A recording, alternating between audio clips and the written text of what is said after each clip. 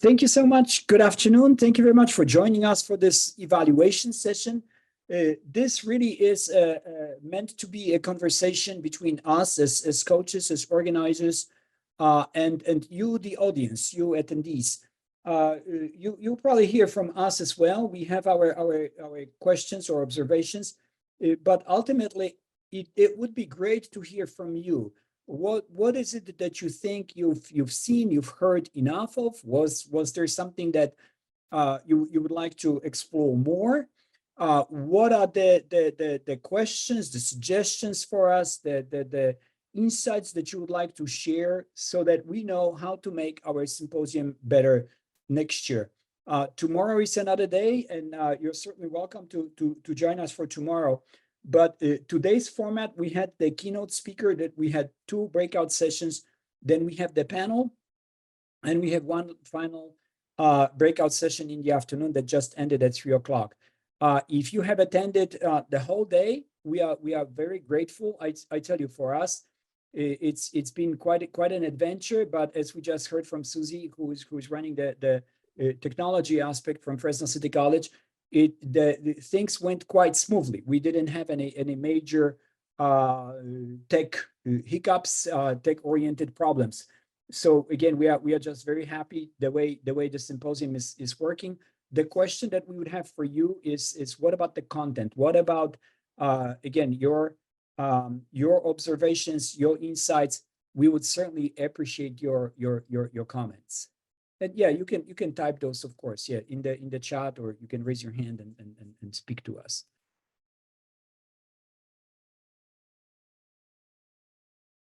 Yep, technology was really good. Okay, then. So anyone, let me see here. I'm not going to be pointing fingers, but it would be good to hear what is your impression? Keynote speaker was great. Okay, thank you, Mary. I appreciated the diverse perspectives from our morning keynote speaker and then our lunchtime. I think it was great to be able to have different topics, but we're all still centered around the concept of teaching and learning. But it was a great variety in perspectives. So in other words, let's keep it going that way, right? So it's all good. Alrighty, yeah.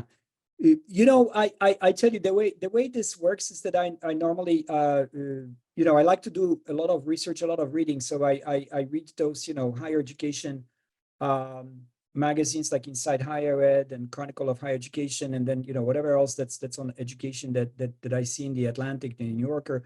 And I kind of like look up the authors, you know, and then you look at the materials that they publish. Every so often, doesn't hurt to check Barnes and Noble website or Amazon, and just kind of like see what's the newest. And you know, there is any higher education publication has mentions those authors quite a bit. And I think that's something that helps me and helps us kind of like, you know, stay focused on what it is that's on the cutting edge. That's what's important. So again, I appreciate the fact that we have managed to hit the trend, right, so to speak. So thank you, Amanda, for those comments. It's a collaborative effort. I hear a lot from people from throughout higher education in the United States and now even abroad. And those discussions really help us shape the discussions at the symposium and Friday talks. So thank you very much. For me, it's 33 countries participating around the world. 33 countries. Wow, right? Excellent. And so, it's reaching out to other countries who will be our next goal, right? I know we didn't hit Central and South America, you know, in our continent, but that is spectacular. So, yes. Okay, so Julie has a question about if they are not from California, is the why they too relevant to us? You know, to be honest, it is going to be on California. ACCJC actually is an accrediting body for community colleges, not even necessarily universities. But I tell you, gosh, a few years back, and that was way before we even started Coaches, before COVID. I did some comparisons just by reading, just to see, because we had this big thing, when we talked about SLOs, that, well, universities don't have to do this, or private schools don't have to do this, and then public schools do that. So I started reading accreditation materials from other accrediting bodies, and the regional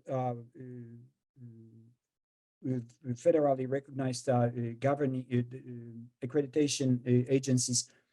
And I tell you, there is just a lot of similarities, contrary to what people may think. So those guidelines for accreditation come actually from the Department of Education at the federal level. And why? Well, that's because that's where the money is, right? Initially, so that should not necessarily be a surprise, and that's why we do what we do. Now, the accrediting bodies throughout the country do have some leeway. They do change certain things for different institutions, and those, I suppose, are important, and they are always worthy of discussion and exploration. But again, for the most part, assessment of student learning is something that all of us consider, or should consider, as important. So for that reason, I would certainly encourage you to attend tomorrow's session with ACCGC, because it's a session that's going to address the newest standards. ACCGC has just developed their own standards, I believe, as of last year. And we'll just find out more about what it means to assess student learning, and how assessment of student learning is guiding our daily practices, let alone the fact that we have artificial intelligence now, and all these other things that are happening in things that are changing in higher ed very, very, very quickly. So for that reason, then there is the Academic Senate, State Academic Senate for California Community Colleges, who is going to be also giving their updates. Again, I tell you why I like to attend discussions that are done by institutions that are not necessarily mine. There is only one reason. I learn things from them. And the way this works is that if I go to a private university in Nebraska, and they have a professional development on assessment of student learning, I tell you, there is something interesting there that I can learn from that discussion, I'm sure. And because of Zoom, it's all possible these days. So again, it's entirely up to you. But to address that question, I would certainly encourage you to show up and contribute to the discussion tomorrow. So that's just that the first day, it is clear, however, that the first day is really for our, as Enrique just mentioned, now maybe international audience, versus Saturdays. We normally discuss California related topics. This is just how the symposium has evolved over the years. So thank you very much for that question. Any of the other SLO coordinators, do you have anything to add? Right. Thank you. All right. Oh yeah, from the coaches, besides what Amanda said, the timely topics, Danny, Benny, Enrique, do you guys have anything to say?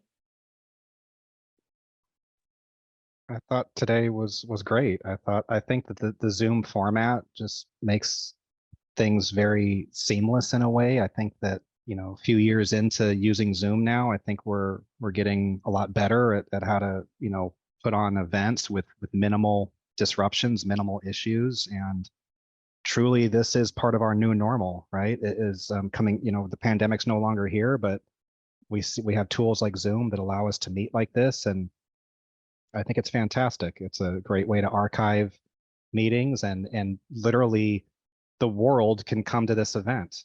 And they did. They did, absolutely. Good observation. Yes, indeed. Before COVID, we would probably be at Fresno City College, just imagine flying people in, making sure that everybody has breakfast, everybody has lunch, and place to stay for the night. It's just this completely different reality. Absolutely. Good point, Danny. Sure. Any, all right. Yes, please. Oh, I think for me, just there's too many good sessions. I keep jumping back and forth between session, and then I think I just need to go back and watch more recording. But yeah, that's so many good sessions happening at the same time. Oh, good. That's a good problem to have then, right? I guess. So that's yeah. We'll look at the evaluations later as far as the quality of the breakout sessions, but I think we are overall, yeah. I mean, we've gone again looking for insightful discussions and topics that will be of interest, and as long as we have that, then we have a good event. So again, this certainly was a team effort. It was a collective effort, and I'm glad we are, we are where we are. So it's all looking good.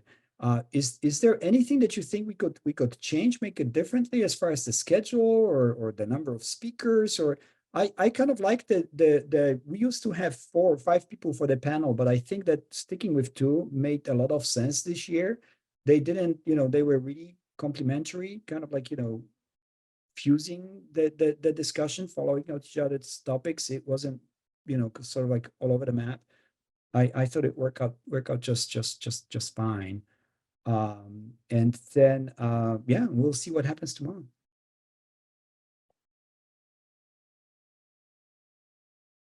Amanda, Enrique, you guys have anything to say? For me, I think, the format, I think Susie is working behind the scenes, but I want to give my gratitude to Susie. She works behind the scenes, and the numerous hours and that she put, in it before and today though. So just the format, I really like the format. In my personal, how it's done, the event Zoom platform. Sure. We'll forever be grateful to Susie and her help, obviously. Yeah, this was really seamless, as I think Danny said. So it's really, really, really cool. Alrighty then. Anybody else from the audience who would like to speak, to say something? Yeah, Benny was helpful. I think everybody was helpful. Yeah, kudos to the organizers. All right, thank you, Julie. Fewer concurrent sessions. Erin, the sessions are recorded, so that's one thing. And another is that, I tell you, we simply did not expect, I mean, I don't know, Susie will have numbers when we are done, but when we saw the numbers of people who are enrolled, we really thought that having 10 breakout sessions per hour would be too little. And as you know, okay, so just so that you know, 1,100 people enrolled. I think that was the cap that Susie said, that, we won't handle more than 1,100. I don't think that the 1,100 people showed up, but the number was significant. And then when you average it by 10 sessions per hour, you're looking at, 60, 70, 80 people in a breakout room. That's difficult to manage. So for that reason, yeah, I don't know if we can go, let's say, from 10 to 8, just to satisfy or I don't know, limit the number of choices. I don't know if that's necessarily the best way to do it. But again, we have them all. Enrique, they are going to be posted on Fresno City College, right, website? The data or the presentations. Yeah. Susie, yeah, unmute yourself. I know we do have a Fresno City College professional development. Can you speak to that? What you do for the recordings? I'm so sorry. I was multitasking and not listening. Can you speak to the recordings where they're going to be held for the Fresno City College? Yes. So from what I can tell, Zoom events will hold the recordings on this site to everybody who's registered for at least a month, maybe longer.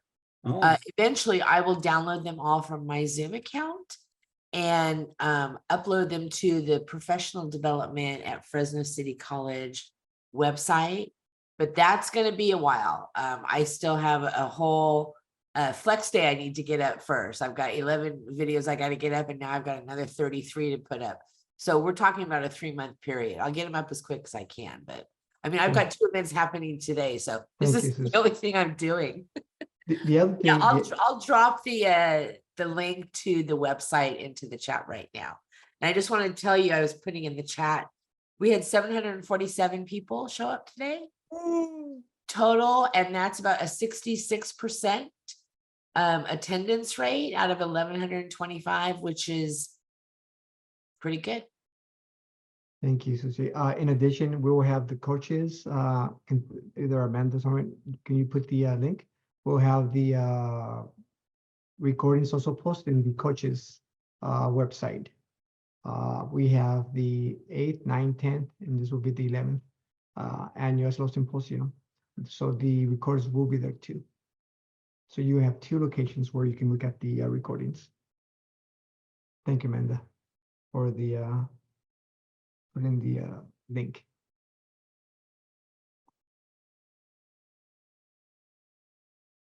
Anything else for the good of the order, Jarek? I think we are cool. I think we are just fine. Any Okay. of the other coaches? We are good. We'll see everyone tomorrow at 8 o'clock, and we are going to start with the plenary speaker from ACCGC, and then we have Academic Senate, and then we have Fresno City College to close it up. So thank you very much, everyone. So happy everybody Thank you. showed up on time, and we are all good. Really appreciate this. Thank you, guys. Great work. Excellent, excellent. Thank you, coaches. Thank you. See you tomorrow.